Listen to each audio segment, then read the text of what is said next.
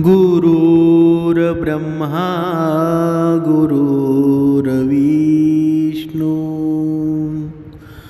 गुरुर्देव महेश्वरा सद्गुरु साक्षात परब्रह्म तस्मै श्री सद्गुरुवे नमः। जय जय रघुवीर समर्थ श्रीराम समर्थ। सद्गुरु चरणांशी नतमस्तक होऊन आपण या निरूपणास सुरुवात करूया। मायबाप सज्जनांचे स्वागत आहे। समर्थांनी सांगितलेलं आहे, बघा आपण या कलियुगामध्ये पाहत असतो, आपल्या आयुष्यामध्ये आपल्या सगळ्यांना जर खूप मनस्ताप किंवा मानसिक त्रास कशामुळे होत असेल तर त्याचं मुख्य कारण आहे आपल्याबद्दल इतरांनी चुकीचं, वाईट आणि निंदनीय बोलणं, आपल्या पाठीमागे आपली बदनामी करणं आणि आपल्याला अपशब्द वापरणं आणि आपल्याबद्दल चुकीच्या नकारात्मक गोष्टी पसरवणं। म्हणजेच आपल्या शेजारी निंदक असतो आणि हे निंदकाचं काम असतं। बघा, बोलणारे कितीही लपून बोलले ना, त्यांनी कितीही साळसूतपणाचा आवा आणला, तोंडावर आपल्याशी चांगलं वागलं तरी त्यांनी केलेल्या कागाळ्या असतात ना, कोणत्या ना कोणत्या मार्फत आपल्यापर्यंत आल्याशिवाय राहत नाही आणि आपल्याला त्याचा त्रास झाल्याशिवाय राहत नाही। पण जो भक्तिमार्गामध्ये आहे, समर्थांनी सुंदर वर्णन केलं आहे की निंदकाचे घर असावे शेजारी, असं समर्थांनी का बरं म्हटलं असावं? त्याचं कारण आहे की जेव्हा मनुष्याच्या जीवनामध्ये निंदक असतो तेव्हा मनुष्याने चांगल्या गोष्टी केल्या, वाईट गोष्टी केल्या तर तो निंदक त्याला म्हणत असतो। आणि त्याच वेळेला आपण जर वाईट गोष्टी करत असू ना तर त्यापासून आपण वाचू शकतो, कारण तो निंदक असतो आपल्याला दर वेळेला म्हणत असतो की तुझं हे चुकीचं आहे, तुझं हे बरोबर आहे। त्यापासून आपल्याला एक परमेश्वराचे संकेत मिळत असतात की तुझं चुकत आहे ना, तुला कोणीतरी सांगत आहे, पण आपण मात्र त्याचा उलट अर्थ घेतो की निंदकाशी भांडायला निघतो। पण तसं करून जमणार आहे का? म्हणून समर्थांनी या भक्ती मार्गाचं सामर्थ्य एवढं श्रेष्ठ आहे ना की जेव्हा तुम्हाला जो तुमचा निंदक असतो अगोदर तुमचा शत्रू असतो, पण या भक्ती मार्गाचं एवढं सामर्थ्य आणि ऊर्जावान आहे ना की तोच निंदक असतो एक दिवस तुझा मित्र होऊन जातो, तुझा सारथी होऊन जातो। हे एवढं पुण्य लाभतं कसं? हा चमत्कार होतो कसा? तर हा चमत्कार श्रीरामाच्या नामामध्ये आहे, या भक्ती मार्गामध्ये आहे। म्हणून आपल्या परिवारामध्ये बघा, ओळखीचं, नात्यामध्ये, समाजामध्ये, शेजाऱ्यामध्ये, कार्यालयामध्ये अशी अनेक लोक असतात जे आपल्याला खूप चांगली वाटत असतात, आपल्याशी चांगलं वागतसुद्धा असतात आणि बोलतसुद्धा असतात, पण आपण देखील याच भ्रमामध्ये असतो की समोरचा आपल्याशी जसा वागतोय ना, जसा बोलतोय तसाच तो मनाने पण आपल्याबद्दल कायम चांगला विचारच करत असेल। पण कधीकधी कोणत्याही निमित्ताने आपल्याला कोणाकडून बघा आपल्या मित्राकडून आपल्याला समजतं की ती व्यक्ती इतरांना आपल्याबद्दल चुकीचं सांगत आहे, तुमच्याबद्दल वाईट सांगत आहे आणि आपल्याबद्दल खालच्या दर्जाचं बोलत आहे। आपल्याबद्दल कोणत्याही विषयामध्ये पूर्ण माहिती नसताना ती व्यक्ती आपल्या पाठीमागे आपल्यावर जाहीर टीका करत असते। अशा वेळी अनेकदा असं वाटतं की ताबडतोब जावं आणि त्या व्यक्तीला जाब विचारावा की तो माझ्याबद्दल असं का बोलला आहेस, मला समजलं तू असं बोलला आहेस। बघा, पण असं केल्यानं वाद वाढतात की कमी होतात? समर्थांनी सुंदर सांगितलेलं आहे की मनुष्याच्या जीवनामध्ये बघा, शत्रू प्रत्येकाच्या जीवनामध्ये असतो, पण शत्रू आपण त्याला मानलं ना तर आपल्या जीवनामध्ये टेन्शन अजून वाढत जातं, सुखाचं परिवर्तन बघा दुःखामध्ये होऊन जातं। पण त्याला आपण मित्र मानलं, त्याला आपण पॉझिटिव्ह घेतलं ना की तोच एक दिवस आपल्या बाजूने होऊन जातो। म्हणून समर्थांनी सांगितलेलं आहे की कोणतीही गोष्ट तुमच्या जीवनामध्ये कितीही तुम्हाला संकट निर्माण जरी करत असेल ना तर तिच्याकडे वाईट दृष्टीने बघू नका, कारण तीच वाईट दृष्टीने असलेली गोष्ट आहे ना तुमच्या जीवनाचं सार निर्माण करून देईल. पण आपण तसं करतो का? कधीच करत नाही. समर्थांनी सांगितलेलं आहे की असे प्रसंग असतात ना सातत्याने आपल्या समोर येत असतात. अगदी डोळे झाकून आपण ज्यांच्यावर विश्वास ठेवतो ना अशी जीवाभावाची माणसंसुद्धा आपल्या माघारी आपली निंदा करत असतात, आपली नालस्ती करत असतात. यातून आपण एकच शिकायचं आहे, जी माणसं आपल्या माघारी आपल्याबद्दल चर्चा करतात ना याचाच अर्थ असा आहे की प्रत्येकाला तसंच वागवतात, प्रत्येकाच्या पाठीमागे नावं ठेवण्यामध्ये, त्यांच्याबद्दल अपशब्द वापरण्यामध्ये ही माणसं खूप पटाईमध्ये असतात. आपलंच नाही तर यांच्या संपर्कात कोणीही आलं ना तरी त्यांच्याबद्दल तसाच चुकीचं बोलत असतात. संपर्कातील प्रत्येक व्यक्तीबद्दल कोणत्या ना कोणत्या कारणास्तव बदनामी ते करतच असतात. त्याचं नाव खराब करण्याचा प्रयत्न करत असतात. तोंडावर बोलायचं एक आणि दाखवायचं एक, वागायचं वेगळंच. यांच्या स्वभावातील स्थायी भाव असतो ना तो अतिशय वेगळा असतो. म्हणून त्यांच्या बोलण्यावर आपण कधी लक्ष देऊ नये, कारण मानवी स्वभावामधील सर्वात मोठा दुर्गुण म्हणजे दुसऱ्याची निंदा करणं आणि दुसऱ्याला नावं ठेवणं, त्याच्या मागे त्याच्याबद्दल अतिशय वेगळ्या वाईट भाषेमध्ये इतरांना सांगणं, त्याच्याबद्दल काळे कोळसे उगळत राहणं. हा दुर्गुण अनेक लोकांना जडलेला असतो आणि अशा लोकांना ही जाणीव पण नसते की आपल्या चुकीच्या प्रवृत्तीमुळे आपण एखाद्याला कितीही दुखावू शकतो. मानसिक यातनासुद्धा होतात ना. बघा, काही माणसं असतात एवढ्या निर्मळ मनाची असतात ना की ते कधी कोणाच्याबद्दल काहीच वाईट बोलत नाही, पण जरी कधी त्यांच्या वाईट कोणी जर बोललं ना तर त्यांच्या मनाला खूप त्रास होऊन जातो. कारण का? कारण ते कधी कुणाबद्दल वाईट बोललेले नसतात. म्हणून समर्थांनी सांगितलेलं आहे आपल्याबद्दल कितीही कोणी वाईट जरी बोललं ना तरी हताश होऊ नका, कारण माणसाच्या जीवनामध्ये खूप संकट येतात आणि परमेश्वर असतो ना प्रत्येक वेळी माणसाची परीक्षा पाहत असतो. कधीकधी आपण एखादं चांगलं काम हाती घेतो आणि त्याच्यामध्ये आपल्याला विरोध होतो.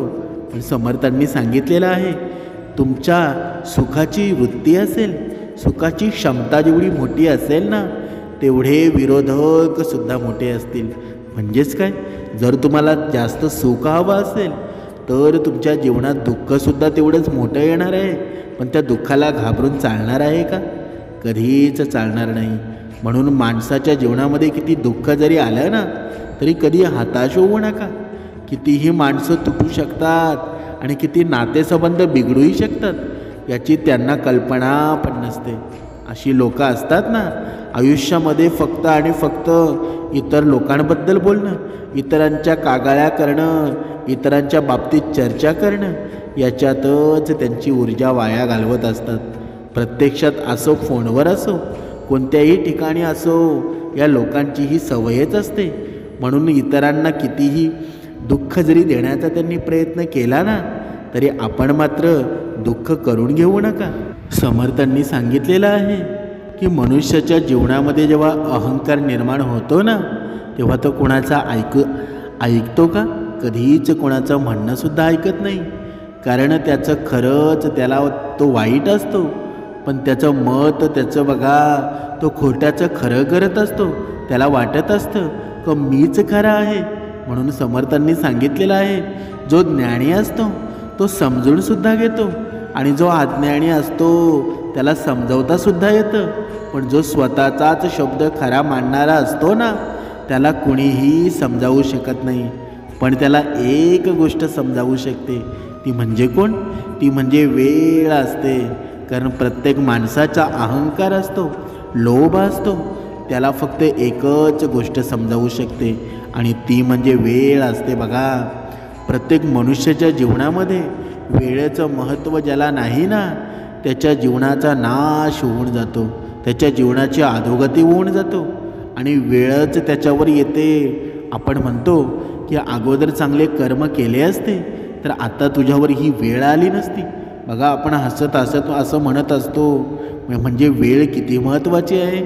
बघा, समर्थांनी सांगितलेलं आहे की सुगंध असतो ना हा फुलांनाच असतो का? बघा, तर तो माणसांच्या शब्दांनाही असतो. फक्त तो पसरवता आला पाहिजे. सेवा सगळ्यांची करा, पण अपेक्षा कोणाकडूनही करू नका. कारण का? कारण सेवेची खरी परतफेड असते ना, परमेश्वर स्वतः करून घेतो, माणूस करत नाही. कारण का?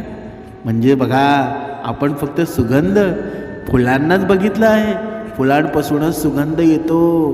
पण माणसाच्या वाणीमधला सुगंध असतो ना, तो सर्व विश्वामध्ये आनंद निर्माण करत असतो. फुलाचा सुगंध असतो बघा, काही वेळापुरता तो मर्यादित असतो.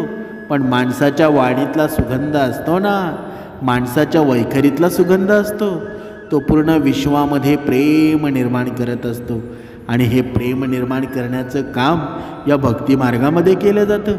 ज्याच्या वाणीमध्ये श्रीराम समर्थांचं नामस्मरण आहे, ज्याच्या वाणीमध्ये दुसऱ्याचं कल्याण करण्याचं सामर्थ्य आहे, तो मनुष्य स्वतःही सुंदर असतो आणि दुसऱ्याचं जीवनसुद्धा सुंदर बनवतो. समर्थांनी सांगितलेलं आहे, हे नक्की जीवन म्हणजे काय? बघा, आपण एखाद्याबद्दल आपण वाईट साईड बोलत असतो, पण आपण एखाद्याबद्दल निंदा करत असतो. पण निंदा करणं योग्य नाही, तरीसुद्धा मनुष्य निंदा करतो. पण ज्याला जीवन म्हणजे काय हे समजलं ना, जगण्याचा नक्की अर्थ तरी काय आहे हे जर ज्या मनुष्याला समजलं ना, तो कधीच कुणाबद्दल वाईट बोलणार नाही, कधीच कुणाबद्दल निंदा करणार नाही. बघा, या जीवनाचं एक सत्य आहे, माणूस भक्तिमार्ग करून सुद्धा निंदा करतो. मग त्या भक्तिमार्गाचा काही फायदा आहे का? या जगण्याचा काही फायदा आहे का? या जगण्याचा अर्थ नीट समजावून घेण्यासाठी तुम्ही या 3 ठिकाणी आवर्जून भेट द्या. अशी 3 ठिकाणे कोणती बरं? बघा, पहिलं ठिकाण म्हणजे रुग्णालय, हॉस्पिटल. दुसरं ठिकाण म्हणजे तुरुंग. आणि तिसरं ठिकाण म्हणजे स्मशानभूमी. ही 3च ठिकाणं का? बघा, रुग्णालयामध्ये गेल्यावर तुमच्या नक्कीच लक्षात येईल की आपल्याला मिळालेल्या चांगल्या आरोग्याइतकं या जगामध्ये काहीच सुंदर नाही. बघा, जेव्हा आपल्या कोणी नातेवाईक असेल, बघा हॉस्पिटलमध्ये ॲडमिट केलेला असेल आणि त्याच्याकडे भरपूर श्रीमंती आहे, एवढी श्रीमंती आहे की 2-3 पिढ्या आरामशीर खातील. पण त्या रुग्णालयामध्ये बघा, त्याची किडनीच फेल झालेली असते, कधीकधी त्याचे डोळ्यांचं ऑपरेशन केलेलं असतो. म्हणजे पैसा असूनसुद्धा त्याला पाहता येत नाही, पैसा असूनसुद्धा काही गोष्टी त्याला आनंदाच्या करता येत नाही. मग त्या पैशाचा काही फायदा आहे का? आणि इकडे आपण असतो, आपल्याकडे धन कमी असतं, पण ज्याच्याकडे धन आहे तो रुग्णालयामध्ये असतो आणि आपल्याकडं काहीच नाही तरी आपण आनंदामध्ये जीवन जगत असतो. म्हणून ज्या मनुष्याला हे समजलं ना, तो कधीच कोणाची निंदा करू शकत नाही. दुसरी गोष्ट म्हणजे तुरुंग. बघा, तुरुंगच का सांगितलेलं आहे? कारण तुरुंगामध्ये गेल्यावर बघा, स्वातंत्र्याचं महत्त्व तुम्हाला नक्कीच समजून जाईल. स्वातंत्र्य ही जगातील सर्वात मौल्यवान गोष्ट आहे आणि हे तुमच्या लक्षातसुद्धा येईल. कारण स्वातंत्र्य काय असतं? बघा, जेव्हा आपण तुरुंगाच्या बाहेर असतो तेव्हा आपल्याकडे जरी पैसे नसतील ना, तरी आपण पाण्यावर सुद्धा जीवन जगू शकतो, आनंदाने जीवन जगू शकतो. पण जेव्हा तुरुंगामध्ये आपण जातो ना, सोन्याचा घास जरी आपल्याला कोणी दिला ना, तरी तो नकोसा वाटत असतो. कारण का? कारण तो कोणाच्या तरी मर्जीने खावा लागतो. तिथे सूर्यप्रकाश नसतो, चंद्र दिसत नाही, सूर्य दिसत नाही, फक्त दिसतो तो अंधकार, प्रकाशसुद्धा दिसत नाही. म्हणजेच बघा, तुरुंगामध्ये जो मनुष्य निंदा करतो ना, त्याने एकदा तरी नक्कीच तुरुंगामध्ये जावं, समजेल हे जीवन किती अनमोल आहे. आणि तिसरी गोष्ट म्हणजे स्मशानभूमी. बघा, स्मशानभूमीच का? कारण स्मशानभूमीमध्ये गेल्यावर जीवनाचं मोल काय आहे ना, तुमच्या नक्कीच लक्षात येईल. आज आपण इथे चालत आलेलो असतो आणि उद्या कुणीतरी आपल्याला खांद्यावरून घेऊन येणारा असतो. बघा, किती या परमेश्वराची काय लीला आहे. जेव्हा स्मशानभूमीमध्ये जेव्हा आपण तिथे असतो आणि एक मनुष्य असतो, त्याला बघा त्या खांद्यांवरनं तिथे स्मशानभूमीमध्ये चालवलेलं असतं आणि आपल्या समोर जाळलं जातं, पण त्याच्यामध्ये प्राणज्योत नसते. म्हणून समर्थांनी सांगितलेलं आहे, या 3 गोष्टी ज्या मनुष्याच्या लक्षात येतील ना, एक रुग्णालय, तुरुंग आणि स्मशानभूमी, तर तुम्ही कधीच कोणाच्या जीवनामध्ये प्रवेशसुद्धा करणार नाही, कधीच कोणाबद्दल निंदा करणार नाही.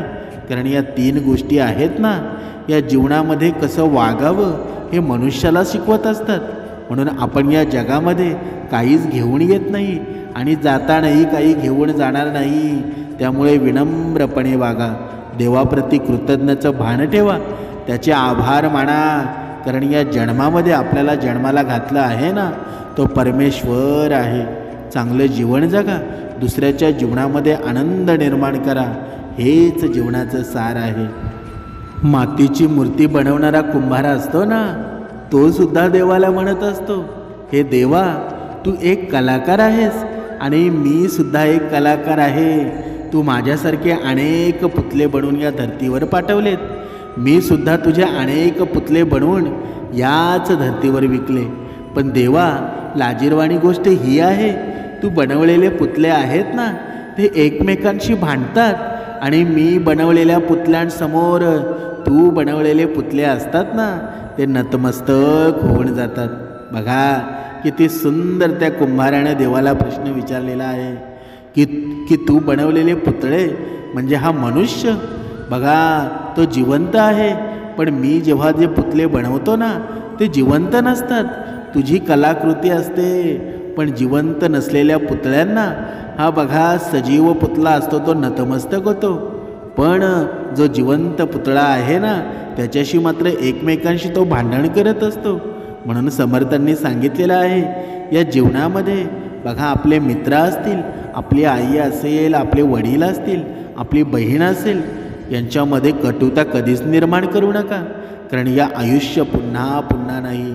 या जीवनामध्ये आपण आलो आहोत ना, तर कट कारस्थानं करू नका. कारण या जीवनाचं बघा कधी मरून जाऊ, कधी मृत्यू होईल, काही सांगता येत नाही. आणि जेव्हा मृत्यूच्या नंतर जेव्हा आपले पाप कर्म पाहिले जातील ना, तेव्हा पापांचा घडा मोठा असेल आणि पुण्याचा घडा असेल का? बघा तुम्ही विचार करा. जोपर्यंत या गोष्टीचा विचार करत नाही ना, तोपर्यंत आपण अध्यात्म काय आहे, भक्ती काय आहे, ती नुसती बाह्य रंगाने करून चालते का? कधीच चालत नाही. म्हणून देव इतका वेडासुद्धा नाही की अगरबत्ती लावल्यानं, नारळ फोडल्यानं, बघा मंदिरातली घंटा वाजवल्यानं तुमच्या सर्व इच्छा पूर्ण करेल, असं तुम्हाला वाटतं का? बऱ्याच मनुष्याला असं वाटत असतं की बघा देवाला अगरबत्ती लावल्यानं, नारळ फोडल्यानं आणि घंटा वाजवल्यानं सर्व तुमच्या मनातल्या इच्छा पूर्ण होतील. बघा 50% लोकांना तर हेच वाटत आहे. पण परमेश्वर सांगत आहे की तुझे जर कर्म श्रेष्ठ नसतील ना, तुझ्या जीवनामध्ये तू जर इतरांवर निंदा करत असेल, तर तुझ्या जीवनामध्ये सुख नक्कीच येईल. पण ते सुख असेल ना, ते क्षणिक सुख असेल, तुझ्या आयुष्यापर्यंत ते सुख टिकणार नाही. कारण परमेश्वर एवढा भोळा आहे ना, की जो वाईट कर्म करतो ना, त्यालासुद्धा सुख देतो. पण त्या सुखामध्ये फरक असतो हा. कारण त्याच्या जीवनामध्ये काही क्षणिक सुख येतो, पण तो क्षणिक सुख असतो ना, तो माणसाची राख रांगोळी करतो. पण दुसरीकडे बघा, जो व्यवस्थित कर्म करतो, बघा देवाची मनोभावे पूजा करतो, तो माणसामध्ये देव पाहतो, माणसाला कधीही त्रास देत नाही. बघा त्याच्या जीवनामध्ये सुखसुद्धा येतं, धनसुद्धा येतं आणि कायमस्वरूपी तसंच टिकून राहतं. म्हणून समर्थांनी सांगितलेलं आहे की तुमच्या इच्छा पूर्ण करण्यासाठी तुम्हाला नक्कीच कष्ट करावे लागतील. आणि त्यासाठी देवाने तुम्हाला 2 हात दिले आहेत. आयुष्यातील दुःख दूर करण्यासाठी तुम्हाला दुसऱ्यांच्या आयुष्यामध्ये आनंद निर्माण करावा लागेल, सत्कर्म करावे लागतील. आणि यासाठी तर देवाने तुम्हाला माणूस म्हणून जन्माला घातला आहे. यापेक्षा आणखी काय देणार आहे बरं देव? बघा तुम्ही विचार करा. हे आपल्याला 2 हात दिले आहेत ना, हे 2 हातांनी आपल्याला सुंदर आयुष्य निर्माण करायचं आहे. म्हणून जीवनामध्ये या गोष्टी आत्मसात केल्या ना, या 4 गोष्टी आहेत, ज्या तर तुम्ही आत्मसात केल्या ना, तर बरेच काही साध्य होऊन जाईल. त्या 4 गोष्टी कोणत्या बरं? पहिली गोष्ट म्हणजे मेहनत. तुम्ही जर मेहनत केली ना, तर तुम्हाला हवं तेवढं धन मिळून जाईल, तुम्हाला धनाची कमतरता राहणार नाही. दुसरी गोष्ट म्हणजे संयम. तुमच्या जीवनामध्ये जर तुम्ही संयम ठेवला तर काम करत राहिलं ना, तर तुमच्या जीवनामध्ये आनंद निर्माण होईल. कारण जिथे संयम असतो ना, तिथे आनंद निर्माणच होत असतो, तिथे कधीही भांडण होत नाही. कारण का? कारण जेव्हा आपण इतरांशी बोलतो बघा, इतरांचं फक्त ऐकतो आणि थोडंच आपल्या मुखामधून बोललं जातं. जे हवं तेवढं तुम्ही बोललात ना, तुम्ही प्रमाणापेक्षा जास्त बोलायला गेला तर तुमचा संयम तुटून जातो आणि तिथे दुःख निर्माण झाल्याशिवाय राहत नाही. म्हणून आपल्या जीवनामध्ये संयम खूप महत्त्वाचा असतो. तिसरी गोष्ट आहे गोड बोलणं. बघा, गोड बोलण्यानं काय होतं, माणसाची ओळख निर्माण होते आणि जिथे वैखरीमध्ये गोडपणा असतो ना, त्याचं कधीच कोणाशी भांडण होत नाही. चौथी गोष्ट आहे आदर ठेवणं. बघा, मनुष्याने जर इतरांचा आदर ठेवला ना, तर आपल्यालासुद्धा मान मिळत असतो, आपलंसुद्धा नाव होत असतं. म्हणून इतरांचा आदर ठेवला ना, तर आपल्यालासुद्धा सन्मान मिळत असतो. म्हणून या 4 गोष्टी जर तुम्ही जीवनामध्ये आत्मसात केल्या तर तुमच्या जीवनामध्ये सुख निर्माण झाल्याशिवाय राहणार नाही. समर्थांनी सांगितलेलं आहे, जो मनुष्य निंदा करत असतो त्याच्या जीवनामध्ये रागसुद्धा तेवढा असतो. कारण रागाशिवाय माणूस निंदा करत नाही. ज्याच्या जीवनामध्ये अहंकार आणि राग असतो ना, कारण असं म्हटलं जातं, अति राग आणि भीक माग. म्हणजे काय? म्हणजे ज्याच्या जीवनामध्ये राग आहे तो बघा, त्याच्या जीवनामध्ये सुख निर्माण होत नाही आणि असाच व्यक्ती असतो तो निंदा करत असतो. म्हणून बघा, एकदा एका राजा बघा जंगलामध्ये हरवून जातो आणि जिथे त्याला खूपच तहान लागलेली असते, इकडे तिकडे सर्व जागी शोधल्यावर बघा त्याला कुठे पाणी मिळत नाही आणि तहानलेल्यामुळं त्याचा घसा सुकून जातो. त्याची नजर एका झाडावर पडते, जिथे एका फांदीवरून थोडे थोडे पाण्याचे थेंब पडत होते. तो राजा त्या झाडाजवळ जाऊन खाली पडलेल्या त्या पाण्याचे द्रोण करून बघा त्या थेंबांनी द्रोण भरून लागला. जसे जसे जवळजवळ खूप वेळ लागल्यावर तो द्रोण भरला आणि राजा प्रसन्न होऊन जसे त्या पाण्याला पिण्यासाठी बघा त्या द्रोणला तोंडाजवळ घेतो, तेव्हा तिथे समोर बसलेला एक पोपट आवाज करत आला. त्या द्रोणाला झडप मारून परत समोरच्या दिशेने बसला. त्या द्रोणाचे पूर्ण पाणी खाली पडलं. राजा निराश झाला. खूप प्रयत्नानंतर पाणी मिळालं होतं आणि तेही पक्ष्यानं पाडून टाकलं. परंतु आता काय होऊ शकतं असा विचार करून तो परत त्या रिकाम्या द्रोणला भरू लागला. खूप मेहनतीनंतर पुन्हा ते द्रोण परत भरलं आणि राजा परत आनंदित होऊन जसे त्या पाण्याचा द्रोण प्यायला सुरुवात केली, तोंडाजवळ घेतो तर तो बसलेला पोपट आवाज करत येतो आणि द्रोणला परत झडप मारून तो बघा पाणी परत सांडून टाकतो.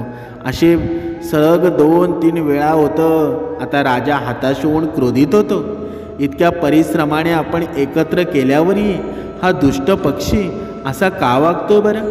आता मी याला सोडणार नाही. आता हा जेव्हा परत येईल तेव्हा याला मी संपूर्णच टाकेल असं मनातल्या मनामध्ये ठरवतो. राजा आपल्या हातामध्ये चाबूक घेऊन परत त्या द्रोणला भरू लागतो. खूप वेळेनंतर त्या द्रोणामध्ये पाणी भरतं. तेव्हा राजा पिण्यासाठी त्या द्रोणाला उंच करतो आणि तो पोपट परत आवाज करत जसा त्या द्रोणला झडप मारण्यासाठी जवळ येतो, तसा राजा चाबूक पोपटावर मारतो आणि त्या पोपटाचे प्राण घेऊन जातो. बघा, आता राजा विचार करतो की या पोपटापासून तर पिच्छा सुटला आहे, परंतु असे थेंब थेंब करून कधी परत द्रोण भरू आणि कधी माझी तहान बघा भागेल. म्हणून जिथून हे पाणी पडत आहे ना, तिथे जाऊन पटकन पाणी भरतो असा विचार करून तो राजा त्या फांदीजवळ जातो. जिथे पाणी पडत होतं तिथे जाऊन जेव्हा राजा बघतो तेव्हा त्याच्या पायाखालची जमीनच सरकते. कारण त्या फांदीवरती एक भला मोठा अजगर झोपलेला होता आणि त्या अजगराच्या तोंडातून लाळ पडत होती. बघा, राजा ज्याला पाणी समजत होता ती अजगराची विषारी लाळ होती आणि राजाला पश्चाताप होऊ लागतो. हे देवा, मी हे काय केलं? जो पक्षी सतत मला हे विष पिण्यापासून वाचवत होता, क्रोधामुळे मी त्यालाच मारून टाकलं. मी संतांच्या सांगितलेल्या उत्तम क्षमामार्गाचा स्वीकार केला असता आपल्या रागावर नियंत्रण ठेवलं असतं तर हे माझ्या हितकारक निर्दोष पक्षाचा जीव गेला नसता. हे देवा, मी नकळत किती मोठं पाप केलं आहे. राजा खूप दुःखी होतो. म्हणून म्हणतात की क्षमा आणि दया असणारा खरा वीर असतो ना. रागात व्यक्ती दुसऱ्यासोबत आपल्या स्वतःचं खूप नुकसान करून घेत असतो. राग ते विषच आहे ना, ज्याची निर्मिती अज्ञानामुळे होत असते आणि अंत पश्चातापाने होतो. समर्थांनी सांगितलेलं आहे, म्हणून रागावर नियंत्रण ठेवलं पाहिजे. अति राग असतो ना, असं म्हणतात, अति राग आणि भीक माग. बघा, ही मराठीतील म्हण आहे ना. बरेचसे काही बोलून जातात. रागावर नियंत्रण ठेवणंच गरजेचं आहे. म्हणून देवाला श्रद्धेपूर्वक भजावं, चांगला आचरण करावं, देवावर विश्वास ठेवावा. देव माझा, मी देवाचा, ही भावना सतत बाळगावी. म्हणून समर्थांनी सांगितलेलं आहे, खऱ्या भक्तीमध्ये त्याग खूप महत्त्वाचा असतो. मनुष्य जीवन जगताना बघा घडण्यापेक्षा अधिक बिघडतो. त्यासाठी त्याची संगत, आचार, सवय, स्वभाव, वासना, आर्थिक परिस्थिती, नशीब या सगळ्या गोष्टीत जाणीवपूर्वक लक्ष देऊन बदल घडवून भक्तीत रममाण झालं पाहिजे. म्हणजेच काय? म्हणजेच बघा, समर्थांनी सांगितलेलं आहे, संपत्तीचा हव्यास न बाळगता, तसेच मृत्यूनंतर काय घडतं याचा विचार न करता, बघा नैराश्य न आणता सतत मन स्थिर ठेवून सममार्गामध्ये राहून नामस्मरण करणं हीच खरी भक्ती आहे. रागावर नियंत्रण करणं, राग जिंकणं सोपी गोष्ट नाही. स्वार्थ सुटणं, विकार ताब्यात येणं, या सगळ्या गोष्टी शुद्ध भक्तीने केल्या तर साधकाजवळ लोटांगण घालतात. सारासार विचार करून जे मन बहिर्मुख आहे ना, त्याला अंतर्मुख करणं हा भक्तिमार्गामध्ये फार मोठा विजय मानला जातो. भक्ती म्हणजे निवळ मूर्तीपूजा आहे का, असा काही लोकांचा समज आहे. खरी भक्ती आहे ना, तर मानवाने मनाने आणि शरीराने आचरणात सुधारणा करून सर्व मानव जातीला, इतर प्राण्यांना देव मानून केली पाहिजे. कारण आत्मा हा श्रेष्ठ आहे आणि तो सर्वात मोठा बघा आहे. भगवंत भक्ती करणं म्हणजे मायेच्या शक्तीविरुद्ध लढाई पुकारणं आहे. तिच्याशी लढताना खरा भक्त कमी पडतो. म्हणून तो भक्ती मार्गामध्ये अनन्य निष्ठा ठेवून भगवंताचं चिंतन करतो, नामस्मरण करतो. आणि नामस्मरण आहे ना, हीच खरी भक्ती आहे. ज्याच्या हृदयामध्ये देवाबद्दल भाव आहे, प्रत्येक सृष्टीच्या कणाकणामध्ये जिथे पाहिल तिथे माझा श्रीराम दिसतो ना, तोच खरा भक्त आहे. नाहीतर आपल्या जीवनामध्ये बघा संकट आलं तेव्हा आपण परमेश्वराचं नाव घ्यायला सुरुवात करतो आणि सुख आल्यानंतर परमेश्वराचं कधी नाव घेतो का? म्हणजे आपलं जीवन नुसतं निंदा करण्यामध्ये जातं. जेव्हा आपल्या जीवनामध्ये सुख येतं ना, तेव्हा आपण परमेश्वराला विसरून जातो. पण दुःख आलं तर लगेच आपण परमेश्वराच्या जवळ जातो. मग परमेश्वराने हे ठरवलं की माझं नाम भजावं, म्हणून याच्या जीवनामध्ये दुःखच टाकून देऊ का? असा जर परमेश्वराने विचार केला तर आपलं व्यवस्थित चालेल का? म्हणून कधीतरी आपण सुद्धा विचार करायला पाहिजे. आपलं हे मन पवित्र होण्यासाठी, नम्र होण्यासाठी आपल्याला काय करावं लागेल बरं? आपल्याला भक्ती मार्गामध्ये आपलं मन रमवावं लागेल. बघा, आपल्या जीवनामध्ये 2 वेळची उपासना निर्माण करावी लागेल, तरच हे मन शुद्ध होईल ना. तसं हे मन शुद्ध होईल का? जर या मनावर कोणाचा ताबा मिळवता आला असता तर सर्व मनुष्य आहे ना, तो बघा भक्ती मार्गामध्ये लागला असता. पण ताबा मिळवण्यासाठी समर्थांनी आपल्याला हा भक्तिमार्ग सांगितलेला आहे. आणि या भक्तिमार्गामध्ये एवढी श्रद्धा, विश्वास जर आपण ठेवून हा भक्तिमार्ग केला ना, तर मनुष्याच्या जीवनाचं सोनंच होतं ना. पण तसं जर आपल्याला कोणी सांगितलं, तुझं मन आहे ना ते एकचित्त ठेव, शांत कर, तर आपल्याला ते करता येतं का? करता येत नाही. पण भक्ती मार्गामध्ये जे सामर्थ्य आहे, कारण हे सामर्थ्य आपल्याला कोण देत असतात? भगवंतच देतो ना, समर्थच देतात ना. म्हणून आपला विश्वास जर ठेवायचा असेल ना, या जगामध्ये असा एकही जीव नाही का तो विश्वासपात्र आहे. फक्त माझा भगवंत आहे. बघा, सद्गुरू आई आहे की एक मात्र गोष्ट सत्य आहे या जगामध्ये विश्वास ठेवण्यापात्र असा कोणताच जीव नाही, फक्त एक सद्गुरू आई आहे ना. तुम्ही जर विश्वास ठेवला ना तर तुमचा विश्वास कधीच बघा चुकीचा होणार नाही, तुमच्या जीवनाचं भलंच होऊन जाईल. म्हणून जर या जीवनामध्ये जर विश्वास जर कोणावर ठेवायचा असेल ना तर तो सद्गुरू आईवर ठेवा. दुसऱ्याची निंदा करू नका. जेव्हा आपण दुसऱ्याची निंदा करतो ना तर आपल्यामागे निंदा करणारे सुद्धा भरपूर लोक असतात, पण जेव्हा आपण दुसऱ्याच्या जीवनामध्ये आनंद निर्माण करण्याचा प्रयत्न करत असतो तेव्हा आपल्या जीवनामध्ये आनंद निर्माण झाल्याशिवाय राहत नाही. म्हणून दुसऱ्यांचं वाईट चिंतू नका, कारण जेव्हा दुसऱ्याचं वाईट आपण चिंतन करतो तेव्हा आपल्या जीवनातसुद्धा वाईट गोष्टी घडत असतात. म्हणून दुसऱ्यालाही जगवा, स्वतःही सुंदर जीवन जगा. हेच जीवनाचं सत्य आहे, बाकी सर्व व्यर्थ आहे. जय जय रघुवीर समर्थ.